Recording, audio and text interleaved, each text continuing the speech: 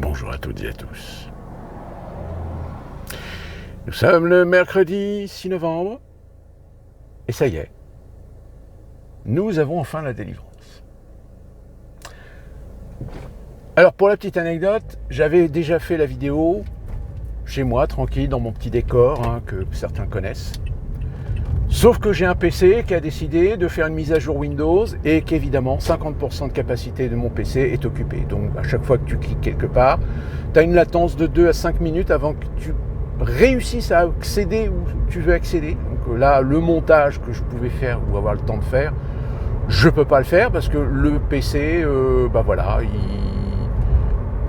disque dur est tellement occupé qu'il n'en a rien à foutre, que toi tu as envie de bosser dessus et tu ne peux pas. Donc du coup, je refais cette vidéo et donc, vous l'avez vu, vous l'avez appris. Si vous ne le savez pas, c'est que franchement, vous habitez dans une grotte. Donald Trump a donc été réélu, pas réélu puisque, en fait, il ne devient pas le 46e, puisque, quoique, je ne sais plus, quand tu es réélu au second mandat, est-ce que tu passes 45, 46 ou est-ce que tu restes 45e ? Je crois que tu restes 45e. Enfin bref, de toute façon, maintenant il est le 47e président des États-Unis d'Amérique. Évidemment. Alors, c'est pas sans conséquence. Évidemment, si vous avez suivi mes vidéos, vous avez vu que j'étais plutôt propice à penser que Donald Trump avait des chances d'être réélu, même si, à plusieurs reprises, quand on me posait la question de savoir qui je vois gagner, je ne pouvais pas répondre. Je ne pouvais pas répondre parce qu'il y avait tellement de choses qui rentraient en ligne de compte. Le fait, quel était l'impact de Kamala Harris sur les États importants, les fameux États pivots, tout en sachant que Donald Trump galvanisait, un peu plus que Kamala Harris. Mais au final, rien n'était joué en fait. Et c'est pour ça que finalement, je pense que je ne suis pas le seul. Beaucoup de journalistes, d'experts, de médias, de politiciens en France, aujourd'hui, sont estomaqués. Pourquoi ils sont estomaqués ? Parce que si on s'attendait à une élection difficile, sur le fil du rasoir, voire même, souvenez-vous, je vous avais dit, peut-être qu'on n'aura pas de résultat avant le week-end. Et contre toute attente, ça a été tout le contraire. C'est que ça a glissé. Ça a été, comme on dit, so easy.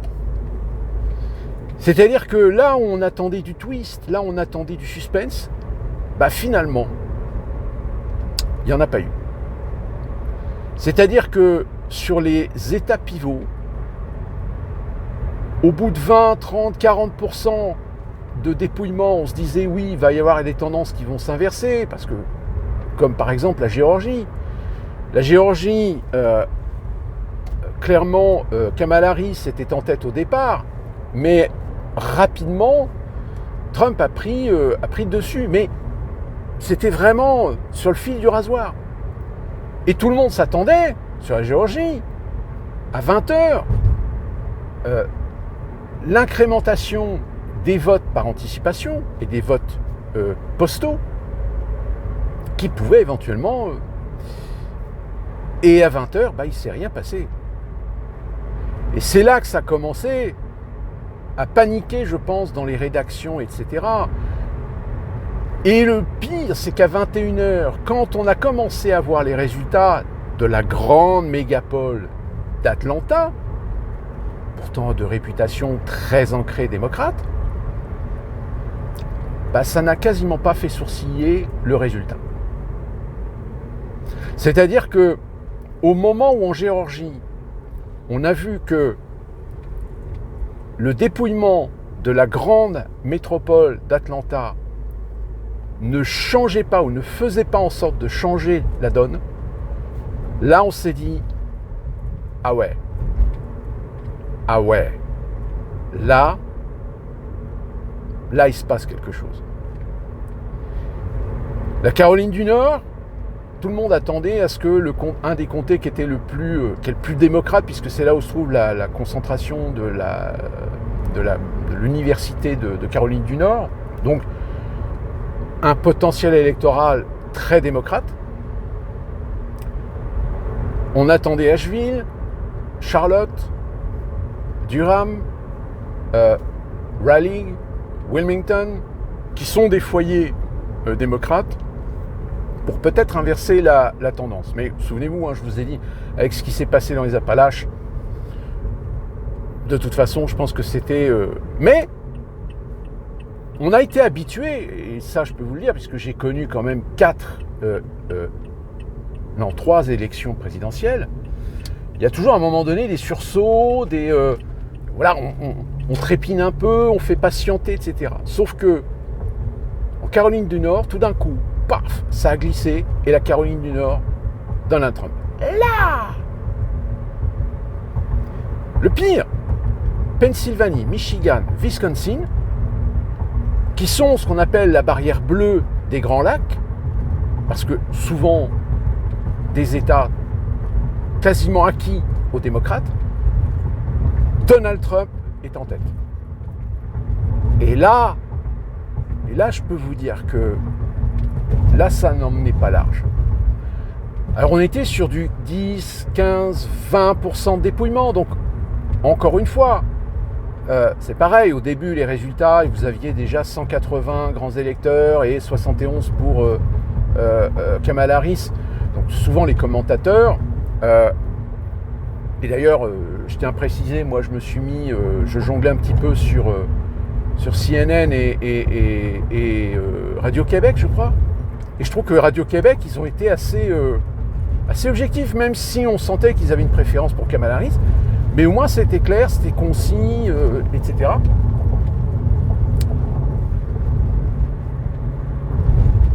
Mais le problème, c'est qu'au fur et à mesure du dépouillement, au fur et à mesure du temps qui s'écoulait, au fur et à mesure des bureaux qui commençaient à fermer à 21h, 22h, 23h, il n'y avait pas de mouvement. C'est-à-dire, tout d'un coup, il n'y avait pas à un moment donné un état où, tiens, hop, Kamala Harris qui reprend la tête. Ça ne bougeait pas. Alors, oui, ça se jouait à des 100 000, 200 000 voix en vote populaire. Mais Trump restait en tête. Donc je peux vous dire que, allez, au bas mot, à partir de 22h, là je pense qu'il y a des gens qui ont commencé à comprendre ce qui se passait. Ce qui se passait, c'est que là on attendait une élection chaotique, mouvementée, avec plusieurs twists. Finalement, cette élection, elle a coulé, mais alors, toute seule. Même là où, souvenez-vous, je vous ai dit, la Géorgie, peut-être que les résultats vont se faire attendre parce que le gouverneur de Géorgie a décidé de faire des recomptages. Donc on s'attendait à ce que la Géorgie, on n'ait pas de résultats avant, même, je dirais aujourd'hui, aujourd'hui on est mercredi. 23h, je crois, 23h. Bam! Donald Trump, vainqueur en Géorgie. Et je crois que c'est à partir de minuit et demi, Pennsylvanie, Donald Trump, vainqueur. C'est-à-dire que, comme je vous l'ai dit, il n'y a pas eu un soubresaut. C'est que ça a glissé tout seul. Alors c'est pour ça que, là je vous le dis, aujourd'hui, va y avoir une certaine véhémence, une certaine haine exacerbée qui va s'exprimer, et d'ailleurs ça commence. De la colère vis-à-vis, évidemment, de Donald Trump qui a gagné, démocratiquement. Mais alors, il y a par exemple sur le plateau de la chaîne MSNBC, qui est une filiale de NBC, ils ont carrément pété les plombs.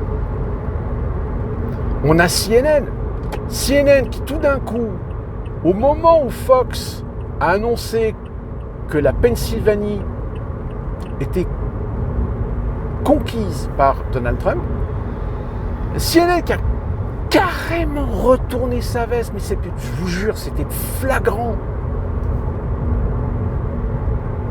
Là, je peux vous dire que Kamala Harris, alors Kamala Harris, évidemment, au lieu de jouer bonne joueuse et de s'afficher devant ses électorats, parce qu'ils avaient préparé une fête sur la grande place qui est devant le fameux hall de Philadelphie, qui est le hall historique de la création même des États-Unis d'Amérique, là où était signée la déclaration d'indépendance, c'était noir de monde.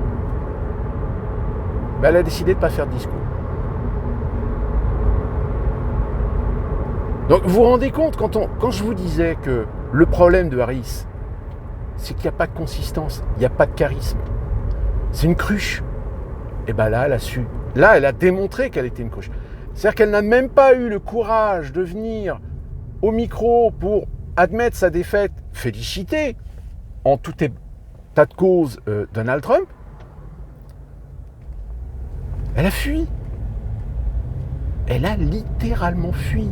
Et je pense qu'à mon avis, là, actuellement, je vous le dis, il y a beaucoup de médias américains qui l'encensaient, qui la mettaient déjà comme présidente, première femme des minorités de couleur.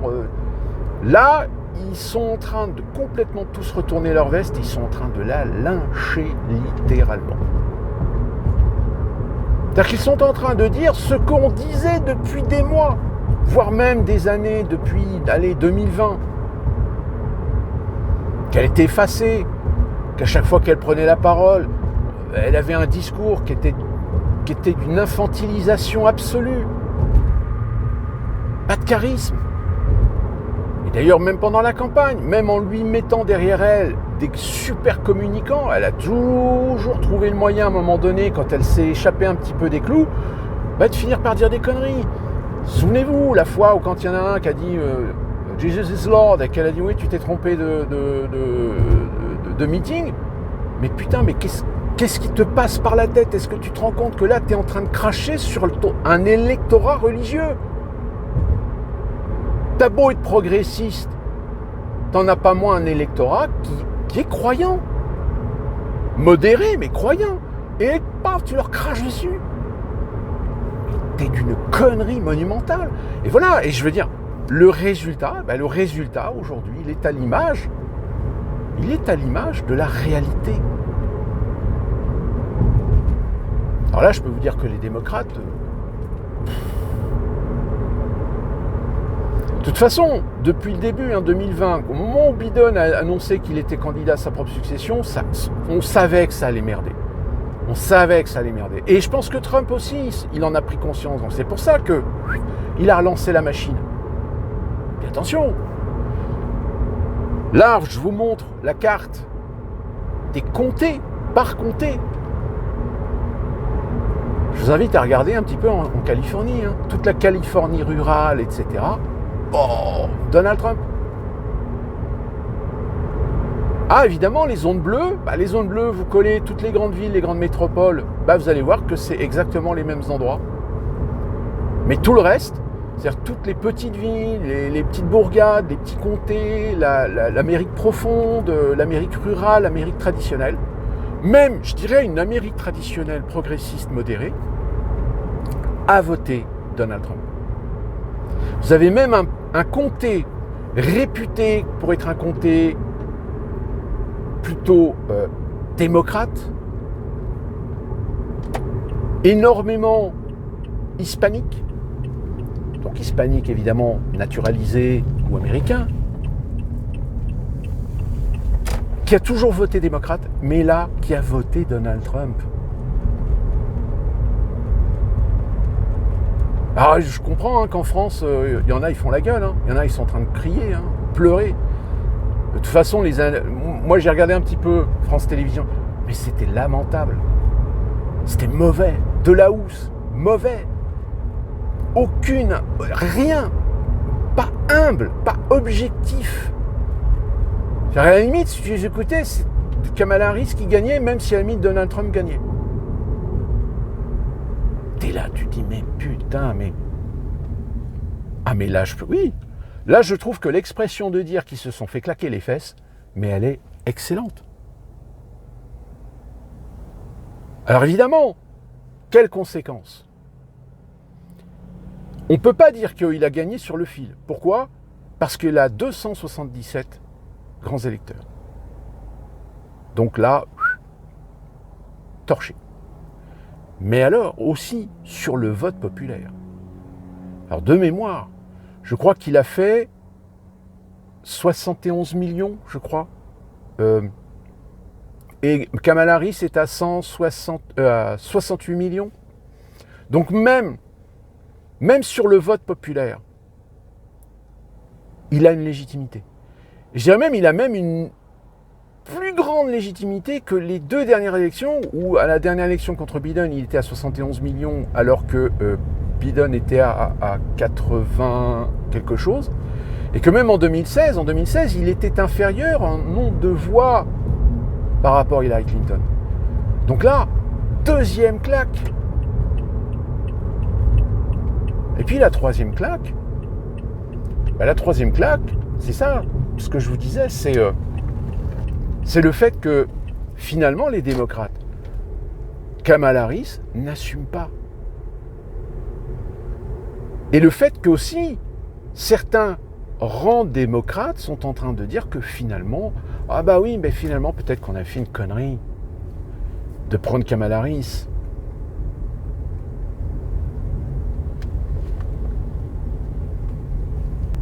Donc si vous voulez, là actuellement, vous avez des gens qui étaient des fervents supporters de Kamala Harris, qui la voyaient déjà comme présidente, qui la voyaient comme la plus compétente pour être présidente des États-Unis d'Amérique, qui sont tout simplement en train maintenant de lui mettre sur le dos l'échec.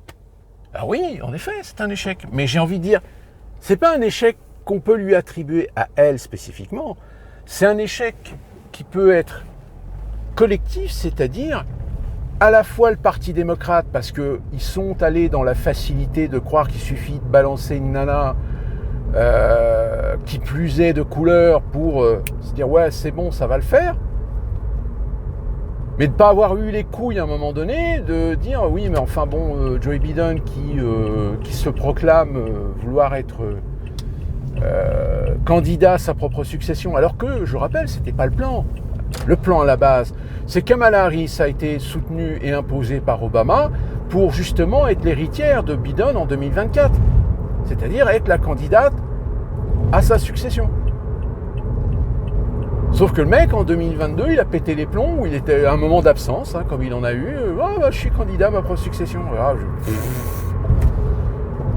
Puis bon, comme je l'avais expliqué dans les vidéos que j'avais faites sur ce sujet, c'est le Parti démocrate, qu'est-ce que vous voulez qu'il fasse à ce moment-là? Il va dire, non, en fait, il dit des conneries, c'est faux, machin.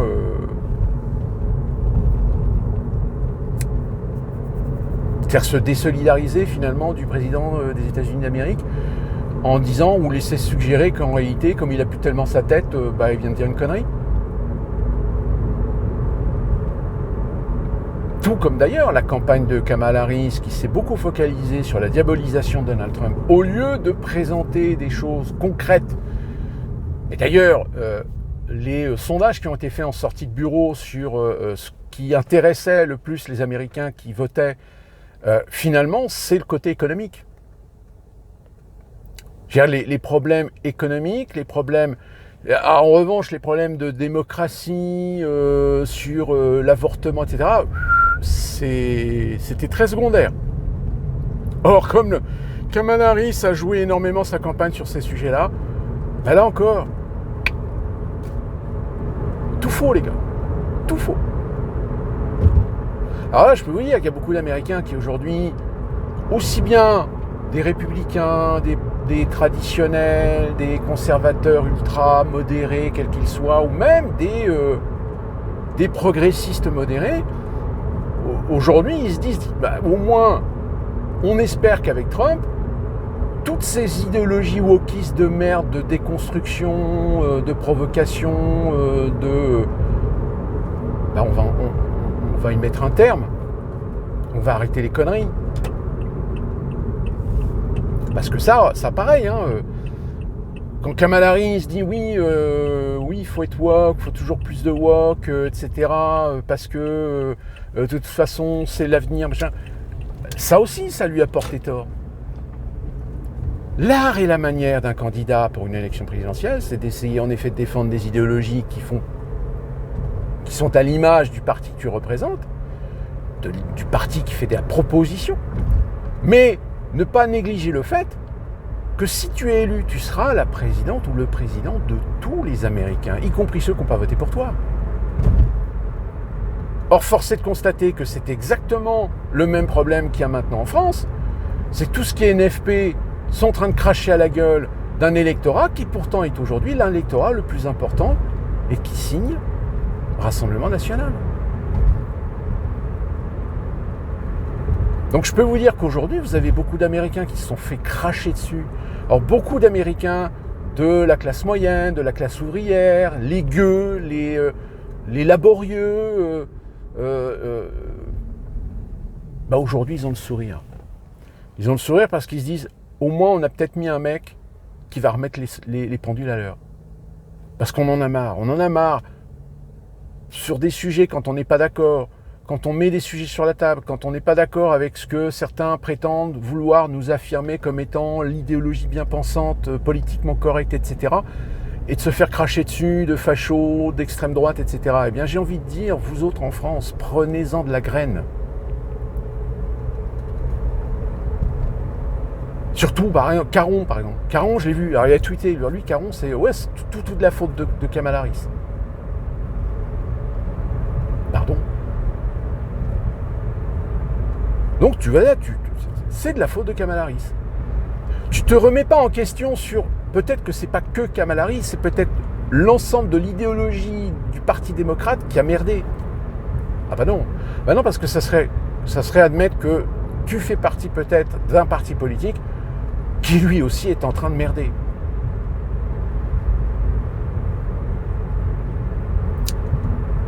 Donc voilà, on est embarqué pour 4 ans de Trump. Alors attention, j'ai toujours dit, attention, ne vous faites pas d'illusions. C'est pas parce que c'est Donald Trump, c'est pas parce que c'est un matu-vu, c'est pas parce que des fois il dit les choses à sa façon, avec provocation, avec manque de subtilité, qu'il va forcément résoudre des problèmes. Je vous rappelle, en 2016, quand il a été élu, il avait eu le propos aussi de dire, vous verrez, je vais lutter contre les deep states, sauf que le deep states, à un moment donné, ils lui ont dit, ok, tu fais ce que tu veux, par contre, il y a certains domaines, pas touche. Nos domaines, pas touche.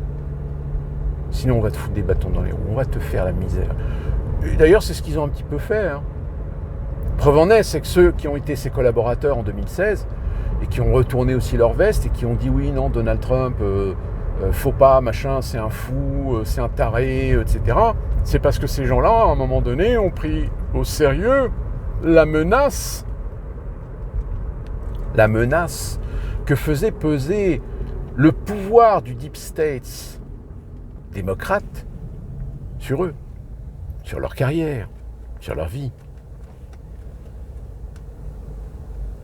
Alors, Donald Trump est élu, il va être à la Maison-Blanche. Ce qui va être aussi intéressant, c'est que déjà, il a confié une mission à Elon Musk de réformer les normes. C'est réformer les réglementations, les législations en matière de normes, que ce soit des normes économiques, etc., pour faciliter les échanges économiques peut-être avec d'autres pays. Et puis surtout, celui qu'on attend, alors déjà qui est traité comme le complotiste, l'adepte des théories du complot, l'antivax, Robert Junior Kennedy, qu'on attend être à la tête du secrétariat à la santé. Alors là, je ne vous dis pas si en effet Kennedy est mis à la santé. Il y en a un, je pense qu'il est peut-être en train de préparer ses valises, c'est Fauci.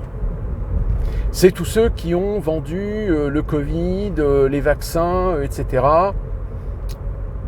Parce que ça monte, il y a des procès là qui commencent à monter un petit peu sur est-ce que finalement le vaccin tel qu'on nous l'a vendu, tel qu'on l'a prétendu, etc. Est-ce qu'il n'y a pas eu à un moment donné une tromperie? Est-ce qu'il n'y a pas eu à un moment donné du mensonge, de la manipulation? Et je pense que peut-être Robert Kennedy va peut-être être un tremplin, justement, pour ces plaintes. Donc c'est pour ça qu'en Europe, ils font la gueule. Ils font la gueule parce que Donald Trump, alors je ne dis pas qu'il va le faire, mais il va avoir le pouvoir de le faire. Est-ce qu'il le fera? J'en sais rien. Mais il va lever le couvercle. Il va lever le couvercle sur ce qu'on ne veut pas que l'opinion sache.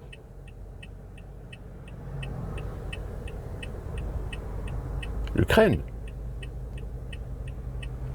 Dire rien de nouveau sous le soleil, puisqu'on sait déjà que de toute façon, les Américains et les Russes sont en train de s'accorder pour trouver un deal afin de mettre un terme à la guerre en Ukraine. Parce que le problème, c'est que Zelensky, il a fini par admettre qu'il ne fallait pas que ça dure trop longtemps, parce que il n'y aurait pas assez de chair à canon. Donc tu peux envoyer tous les chars, les avions, les mitrailleuses que tu veux, si tu n'as pas d'hommes suffisants pour les mettre dedans, derrière, ça sert à rien. Ou alors dans ce cas-là, il faut impliquer une communauté internationale. Mais je pense que Donald Trump a déjà exprimé qu'il est hors de question qu'on envoie des Américains en Ukraine.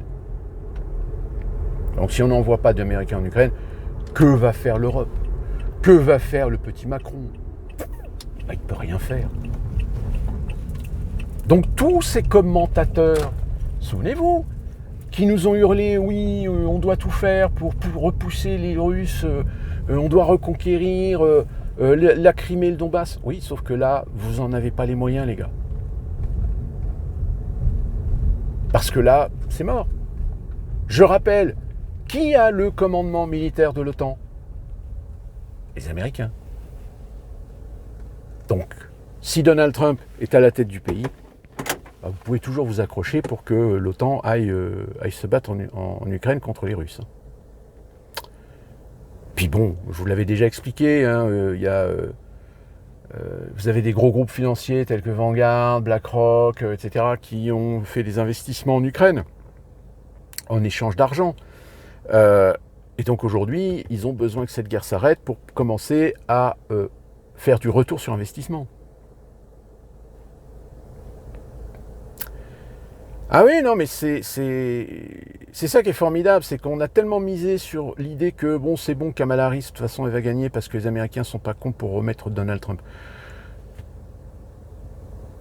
Oui, parce que c'est ça, hein, vous allez l'entendre, ça. Oh, ces Américains, ils sont trop cons, ils sont trop idiots, trop stupides. Ah, vous allez voir, Donald Trump, il va... vous allez tout d'un coup découvrir ce que c'est que Handmaid's Tale, par exemple. La série et le bouquin de Hartwood. Là, on va faire des outils de comparaison. On dit, vous allez voir, il va faire ça, il va mettre... Je rappelle quand même que j'ai vécu 4 ans de Trump et ça n'a pas été l'apocalypse. Je dirais même qu'il a géré le Covid à sa façon, mais il y a au moins une chose sur laquelle là, les Américains ne peuvent pas lui dénigrer, c'est que tous ceux qui avaient perdu leur boulot à cause des fermetures, à cause des raisons sanitaires, etc., il a cassé la tirelire. Et je vous l'avais expliqué, moi j'ai eu le bénéfice parce que j'ai perdu mon boulot, parce que le cinéma était fermé, mais je gagnais plus en une semaine que quand je bossais. Donc je pense qu'à mon avis, j'ai pas été le seul.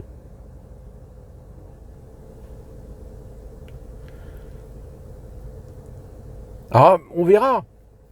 Mais bon, entre nous soit dit, je rappelle que Donald Trump n'a pas une marge de manœuvre suffisamment grande pour bousculer tout ce qu'il avait envie ou besoin de bousculer. Il va forcément à un moment donné être obligé de rester un petit peu dans les rails. Même si encore une fois de plus, les démocrates viennent de se prendre une branlée, là, je pense que le terme n'est pas excessif, parce que Trump a avec lui le Sénat et la Chambre des représentants. C'est-à-dire qu'il a fait le trio gagnant. Il a gagné la Maison-Blanche, il a gagné la Chambre des représentants, il a gagné le Sénat. Donc là, c'est pas, oui, non, mais c'est sur le fil du rasoir, il a manqué peu de choses pour que Harris gagne. Non, non, non, non, non. Là, c'est une victoire écrasante. Et d'ailleurs, vous le voyez, vous l'entendez dans vos chaînes de télé, radio, même sur Internet, hein, tous les influenceurs, les youtubeurs, les machins, etc. Ils ne peuvent pas dénier l'évidence, ils ne peuvent pas dénier le résultat. Que oui, Donald Trump a su s'adresser à une frange populaire. Cette même frange populaire qui a été méprisée par l'élite démocrate, qui a préféré l'étranger, qui a préféré le migrant, qui a préféré les progressistes wokistes, qui a préféré la transgression, qui a préféré la destruction, qui a préféré la réécriture, la déconstruction de l'histoire.